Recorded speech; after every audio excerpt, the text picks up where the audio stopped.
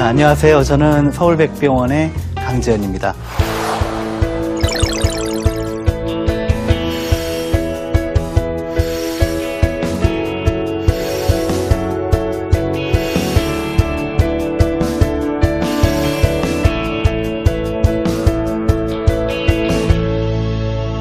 오늘은 건강하게 체중을 어떻게 조절하면 되는지에 대해서 말씀드릴까 합니다. 자, 여러분들 다이어트 많이 해보셨나요? 네. 어떤 다이어트 해보셨나요? 간헐적 단식 또? 원푸드 또? 금식. 네, 금식 얘기 나왔길래 망정인데 금식으로 성공할 수 있는 방법이 딱 한 가지가 있어요. 평생 금식하는 거. 먹는 순간 다시 찌잖아요. 그죠? 그래서 이제 금식은 어려운데, 아까 간헐적 단식, 아니죠. 원푸드 다이어트 하셨다 그랬죠? 자, 원푸드 다이어트 했을 때 어떻게 효과를 보셨나요? 그때만 잠깐. 그때만. 네. 끝나고 나니까 어떻게 되던가요? 다시 원래대로 돌아왔어요. 그렇죠. 그래서 사실 많은 다이어트 방법들이 정말 많이 있잖아요. 그것도 매년 유행이 바뀌어요. 근데 왜 계속 새로운 다이어트가 나올까요? 그거는 바로 정말 효과적인 똘똘한 방법이 없고 잠깐은 빠졌다가 또 찌기 때문입니다. 또 하나 이유는 그때만 잘할 뿐이지 좀 지나면은 다시 옛날로 돌아가기 때문이에요. 자, 여러분 만약에 다이어트 방법 중에 어떤 방법이든 선택할 수 있다면 꿈의 다이어트 방법이 어떤 게 있을까요? 실컷 먹고도 날씬한 거. 그죠? 먹는 거 마음껏 먹었는데 살은 빠져있다. 아주 너무나 좋죠. 나도 굉장히 공감하는 분위기로 돌아가고 있는데요. 자, 그래서 제가 오늘 말씀드릴 내용은 그 비슷한 얘기입니다.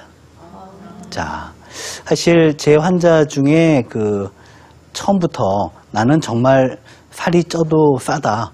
이런 분들이 다 있는 게 아니에요. 나는 정말 억울하다.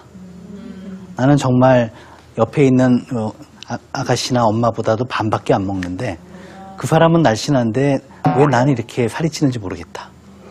이렇게 막 나는 정말 저주받은 몸인가 보다.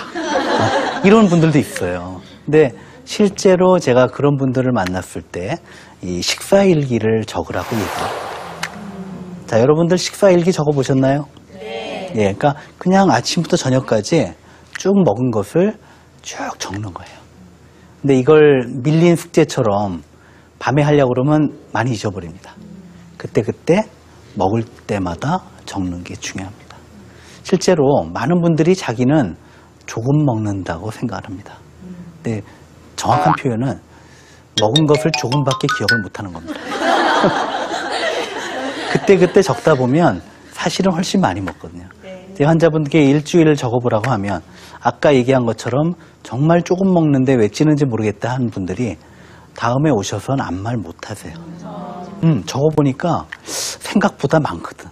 예, 실제로 어떤 분들은 막 일기장이 지면이 부족한 분들도 있어요. 근데 다만 기억을 못할 뿐이라는 거죠. 자, 제가 아까 그 얘기를 드렸어요. 모든 다이어트 하는 사람들의 꿈은 실컷 마음껏 먹고 날씬해지는 거다. 그죠? 근데 그게 반드시 꿈일까? 그렇지 않을 수도 있다는 겁니다. 자, 여러분 다이어트를 시작하면 제일 먼저 이 주부님들은 어떤 준비를 해놓고 다이어트 시작하세요? 어떤 분들은 나물을 한 10가지 해놓는 분도 있어요. 난 이제 밥하고 나물 풀만 먹겠다. 그죠? 그리고 이제부터는 고기를 끊겠다고 선언하는 분도 있습니다. 다들 수긍이 가시죠? 네. 예. 근데 그런 방법이 실천도 어렵지만 성공을 해도 체중은 안 빠진다는 겁니다. 그럼 어떻게 먹어야 되느냐? 여기 있는 것처럼 곡류, 지방, 어육류, 채소, 과일, 우유. 우리가 흔히 먹는 식품군이잖아요. 이것을 항목별로 고루 먹어야 오히려 빠지게 됩니다. 근데 좀 안 와닿으시죠? 일단 그럴 리가 있어. 무조건 조금 먹어야지. 그리고 저 사람이 의사니까 건강에 치중해서 또 저런 뻔한 얘기 하는구나. 이렇게 생각을 할 수도 있을 것 같아요. 근데 실제로 한번 볼까요? 사실 한국 사람들이 밥만 먹을 때는 비만이 없었다는 겁니다. 자, 근데 지금은 밥은 정말 조금 먹고 뭘 먹죠? 딴 걸 먹죠. 한번 보세요. 이제 한때 우리가 쌀이 부족해서 밀가루를 수입해서 먹기 시작을 했지만 지금은 밀가루가 오히려 부담이 될 수가 있고요. 사실 감자, 고구마 이게 제가 어릴 때 배울 땐 구황작물이라고 배웠어요. 여러분도 그렇게 배우셨죠? 네. 그 의미가 뭡니까?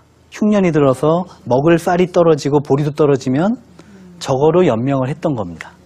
그땐 연명인데요. 거꾸로 말하면 밥이 없을 때 이걸 먹으면 밥처럼 영양소, 열량이 됐다는 얘기예요. 근데 지금은 어쩌죠? 밥 먹고 그것도 다이어트 한다고 조금 먹고 시골에서 핵감자 보내왔다고 몇 개씩 까먹잖아요. 그러면 이제 배보다 배꼽이 더 커진다는 거죠. 젊은 여성들의 경우는 밥보다 면을 더 자주 먹는 거예요. 그죠?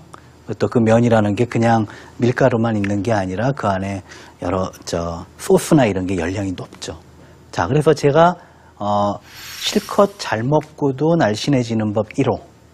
그거는 밥 위주로만 먹는다. 제가 말하는 건 물론 형편이 되거나 준비가 되면 현미 잡곡밥이면 더 좋겠지만 그게 어려우면 그냥 흰밥도 좋아요. 그러니까 밥 위주로 먹자라는 겁니다. 대신에 빵이든 떡이든 국수든 이런 것들은 최대한 한번 먹지 말아보자. 자, 두 번째입니다. 두 번째는 저는 이제 우스갯소리로 그런 얘기를 해요. 고기는 죄가 없습니다. 라는 얘기를 해요. 무슨 얘기냐면 아까도 다이어트 결심하는 분들 중에 상당수가 처음 시작하는 게 나 이제 고기 끊을 거야. 잖아요. 근데 저는 그렇게 얘기합니다. 고기는 죄가 없고요. 기름 많은 고기, 양념 많이 한 고기가 범인입니다. 그죠? 그러니까 실제로 소고기든 돼지고기든 닭고기건 기름이 없는 부위는 건강과 다이어트에 꼭 필요합니다. 그러니까 어떤 분들은 이런 질문을 해요. 고기 많이 먹으면 대장암 걸림되는데 또는 고기 많이 먹으면 콜레스테롤 올라가지 않나요? 질문합니다. 그거는 고기가 아니고 고기에 있는 기름이에요. 지방. 그래서 우리나라는 참 좋은 게요. 외국과는 달리 기름 없는 고기가 가격이 더 싼 굉장히 독특한 나라입니다. 여러분 등심이 비싸요? 꽃등심이 비싸요?